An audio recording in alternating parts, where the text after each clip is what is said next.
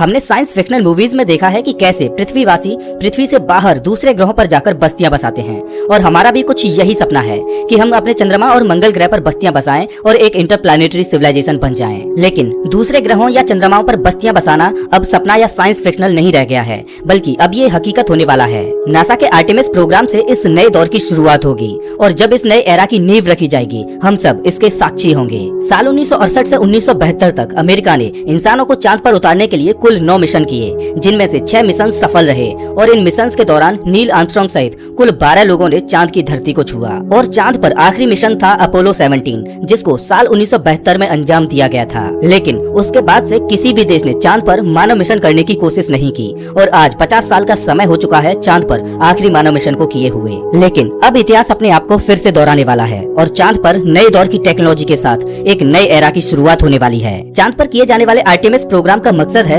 साल 2024 तक पहली वुमेन और अगले मैन को चांद की धरती पर उतारना और चांद पर रिसर्च करने के लिए वहां पर साल 2028 तक आर्टेमिस बेस बनाना। वैज्ञानिकों ने चांद पर आर्टेमिस बेस बनाने के लिए चांद पर एक बहुत बड़े गड्ढे सेकेल्टन क्रेटर को चुना है, जो कि 12 मील चौड़ा और 2 मील गहरा है। सोचकर देखिए कि मानव निर्मित एक बहुत बड़ा लूनर बेस इस गड्ढे के अंदर काले अंधेरे में होगा। लेकिन आखिर चांद पर लूनर बेस बनाने की क्या जरूरत पड़ेगी और इसका आगे आने वाले स्पेस मिशन के लिए क्या इस्तेमाल होगा?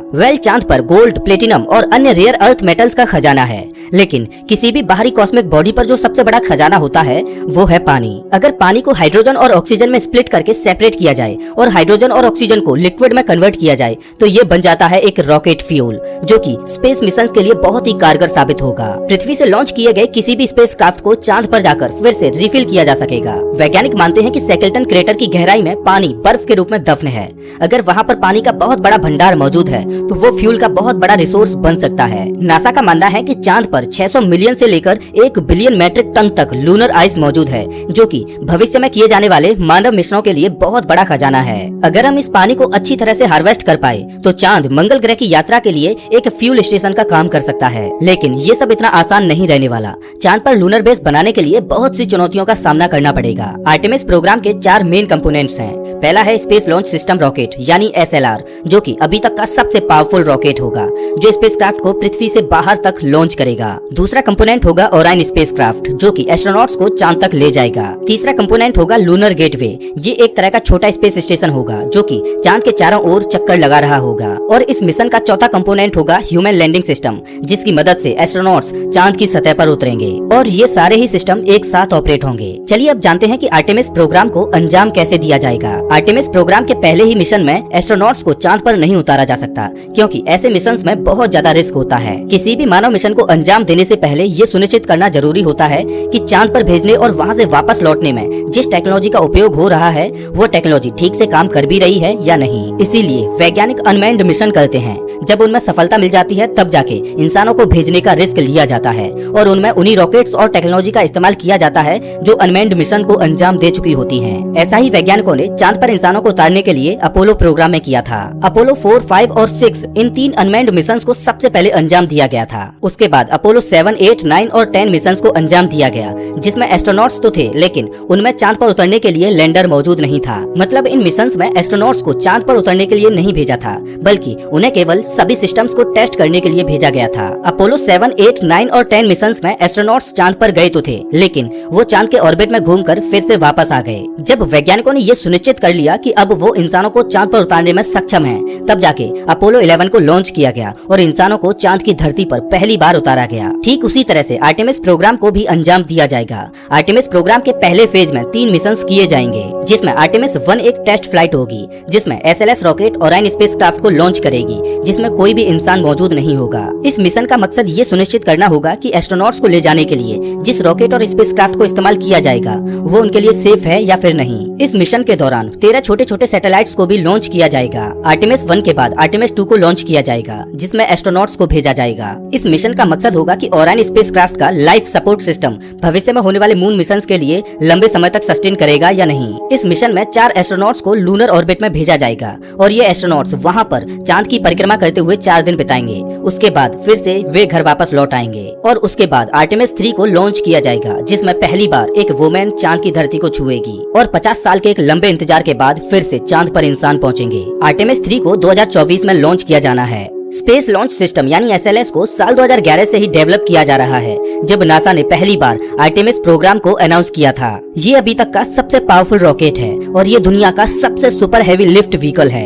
ये इतना पावरफुल है कि एक 32 मंजिला इमारत को भी उछाल कर फेंक दे। एसएलएस का काम होगा ओरायन स्पेसक्राफ्ट को पृथ्वी के ऑर्बिट में ले जाना। पृथ्वी के ऑर्बिट में पहुंचने के बाद काम शुरू होगा ओरायन स्पेसक्राफ्ट का। ओरायन स्पेसक्राफ्ट को 3 पार्ट से मिलकर बनाया गया है, जिसमें से पहला है क्रू मॉड्यूल, जिसमें 6 एस्ट्रोनॉट्स रहकर काम कर सकते हैं और डीप स्पेस ट्रेवल कर सकते हैं। लेकिन आर्टेमिस 3 मिशन में केवल 4 एस्ट्रोनॉट्स ही चांद पर जाएंगे। इसका दूसरा पार्ट है सर्विस मॉड्यूल, जिसमें एस्ट्रोनॉट्स का लाइफ सपोर्ट सिस्टम मौजूद है। सर्विस मॉड्यूल का ही काम होगा क्रू मॉड्यूल में पर्याप्त प्रेशर और ऑक्सीजन बनाए रखना। साथ ही सर्विस मॉड्यूल में एक इंजन भी है, जिसको डीप स्पेस में ऑपरेट किया जाना है। और ओरायन का तीसरा पार्ट है एबॉर्ट सिस्टम। इसका उपयोग मेनली एस्ट्रोनॉट्स की सेफ्टी के लिए है। अगर बाई चांस लॉन्च से लेकर पृथ्वी के ऑर्बिट में प्रवेश करने तक मिशन में कोई गड़बड़ी होती है, तो एस्ट्रोनॉट्स इस अबॉर्ट सिस्टम की मदद से अपनी जान बचा पाएंगे। पृथ्वी के ऑर्बिट में एक बार ओरायन के पहुंचने के बाद लोड कम करने के लिए अबॉर्ट सिस्टम को हटा दिया जाएगा, क्योंकि अब ओरायन खुद ही सेफली अबॉर्ट कर सकता है। रॉकेट से अलग होने के बाद ओरायन स्पेसक्राफ्ट चांद की ओर गोली की रफ्तार से भी तेज गति से बढ़ेगा। आर्टेमिस प्रोग्राम को नासा अकेले अंजाम नहीं देने वाला,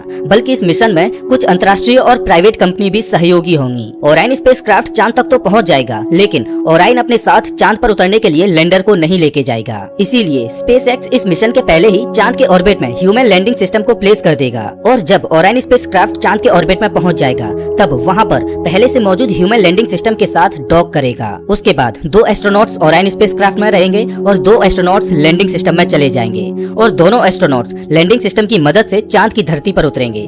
तब तक ओरायन स्पेसक्राफ्ट चांद के चक्कर लगाता रहेगा। एस्ट्रोनॉट्स 1 हफ्ते तक चांद की सतह पर रहकर रिसर्च करते रहेंगे। उसके बाद वो वापस ओरायन पर पहुंच जाएंगे और ओरायन का इस्तेमाल करके वो वापस पृथ्वी पर आ जाएंगे। लेकिन आर्टेमिस प्रोग्राम यहीं खत्म नहीं होगा, बल्कि ये तो एक नए एरा की शुरुआत होगी। दरअसल भविष्य में चांद पर इंसानी बेस बनाने के लिए सबसे पहले चांद के ऑर्बिट में एक छोटा सा स्पेस स्टेशन बनाया जाएगा, जो चांद के ऑर्बिट में घूमता रहेगा। ये बिल्कुल वैसे ही होगा जैसे पृथ्वी के ऑर्बिट में इंटरनेशनल स्पेस स्टेशन घूम रहा है, लेकिन चांद के ऑर्बिट में बनाया गया स्पेस स्टेशन ISS की तुलना में बहुत छोटा होगा। चांद के ऑर्बिट में बनाए जाने वाले स्पेस स्टेशन का नाम होगा गेटवे, जो कि भविष्य में चांद पर किए जाने वाले मानव मिशनों के लिए बहुत उपयोगी सिद्ध होगा। आने वाले मिशंस में पृथ्वी से आने वाले स्पेसक्राफ्ट्स गेटवे में डॉक करेंगे और एस्ट्रोनॉट्स यहाँ पर कुछ दिन रुककर अपनी रिसर्च भी करेंगे। और इस गेटवे में पहले से ही लैंडिंग सिस्टम मौजूद होगा, जिसका इस्तेमाल करके वो चांद की सतह पर उतरेंगे और इसी के द्वारा वो वापस गेटवे पर लौट आएंगे। इस गेटवे की मदद से साल 2028 तक चांद पर एक लूनर बेस बनाया जा चुका होगा और भविष्य में मंगल ग्रह पर उड़ान भरने के लिए चांद के इसी लूनर बेस का अहम योगदान रहेगा। दोस्तों, हम बहुत लकी हैं कि स्पेस के इस नए एरा की शुरुआत के हम साक्षी बनेंगे। तो दोस्तों, इस वीडियो में बस इतना ही। वैसे आप हमारा ये वीडियो कौन से शहर से देख रहे हो, हमें कमेंट करके जरूर बताएं। अगर आपको ये वीडियो अच्छा लगा हो तो इसे लाइक करें और ऐसे वीडियोज के लिए चैनल को सब्सक्राइब करें, साथ ही बेल आइकन